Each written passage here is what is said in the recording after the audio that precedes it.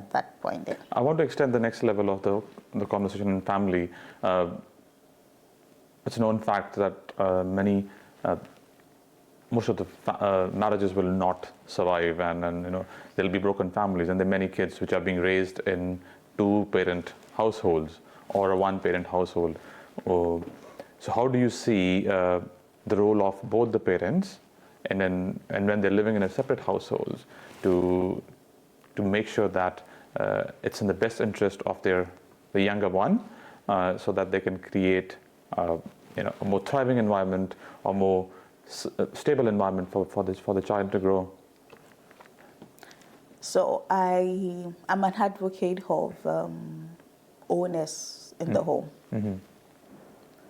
In a family where you have the father and the mother, I grew up, thankfully my parents have been together now for over 40 years, and they are still happily married. Not everyone has that. And I think in this age and time that we have now, some choose to be single parent by choice, some not by choice, circumstance. But we as adults should not allow that to affect the children. Sometimes we do forget that, this is not just about me or my partner or my spouse. As long as children are involved, the kids are involved, they should be the priority. And there is this argument or debate, children who are raised by single parent or children who are raised by both father and mother still together in the home. It's a tough conversation to have. But if we can try as much as possible, even if it's a single parent, you can set aside your differences to make sure that the kids come first. Because honestly, a child who is being raised from broken home, research has shown that they end up being broken themselves, and that affects the society negatively. A child who is being raised in love, they grow up because that's what they're used to. They see that as normal. They grow up to having good homes as well.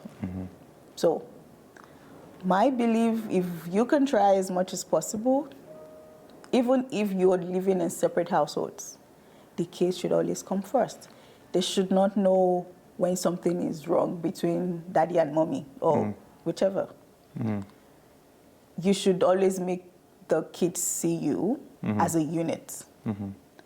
I would say that I don't even know when my parents are having arguments. I don't know where what comes from, because that part was never shown to us. And I would always remember back then growing up, like, I'd always tell my friends then, like, I don't even know if my parents argue. Because they never show us that part of them. They had an agreement, no matter what happens between us, the kids always come first. And I believe that's one of the things that shaped my, I would say my perspective into knowing and understanding the importance of family. So, yeah.